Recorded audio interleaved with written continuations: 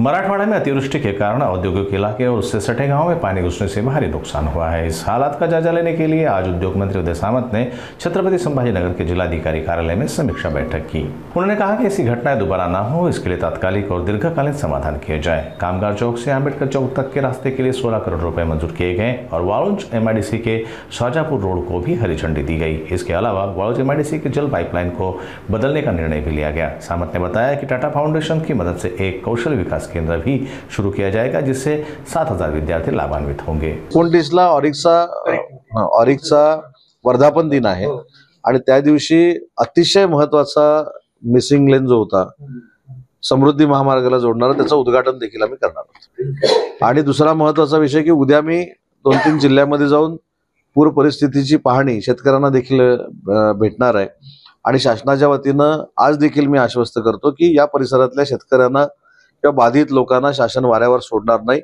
त्यांच्या मागे आम्ही भक्कमपणाने उभं राहू। ही जी मुख्यमंत्र्यांची भूमिका आहे, उपमुख्यमंत्र्यांची भूमिका आहे, त्याच्यावरच शासन ठाम आहे।